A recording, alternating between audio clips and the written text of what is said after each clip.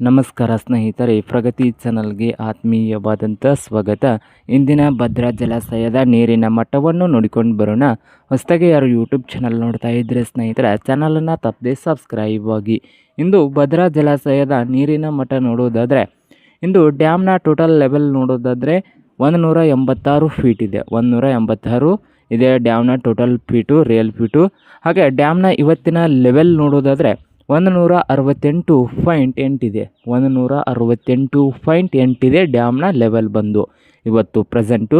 ಹಾಗೆ storage capacity ನೋಡೋದಾದರೆ 51.482 TMC ಇದೆ.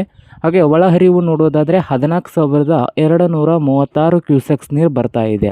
14,236 ಕ್ಯೂಸೆಕ್ಸ್ ನೀರು ಭದ್ರಾ ಜಲಾಶಯಕ್ಕೆ ಬರ್ತಾ ಇದೆ. ಹಾಗೆ ಹೊರಹರಿವು ನೋಡೋದಾದರೆ 197 ಕ್ಯೂಸೆಕ್ಸ್ ನೀರು ಹೊರಗಡೆ ಹೋಗ್ತಾ ಇದೆ.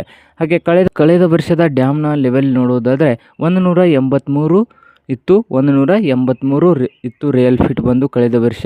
ಹಾಗೆ ಒಳ ಹರಿವು ನೋಡೋದಾದರೆ ಕಳೆದ ವರ್ಷದ್ದು 7,513 ಕ್ಯೂಸೆಕ್ಸ್ ನೀರು ಬರ್ತಾ ಇತ್ತು. 7,513 ಕ್ಯೂಸೆಕ್ಸ್ ನೀರು ಕಳೆದ ವರ್ಷ ಈ ದಿನದಂದು ಬರ್ತಾ ಇತ್ತು. ಹೊರಹರಿವು ನೋಡೋದಾದರೆ 5,164 ಕ್ಯೂಸೆಕ್ಸ್ ನೀರು ಇತ್ತು.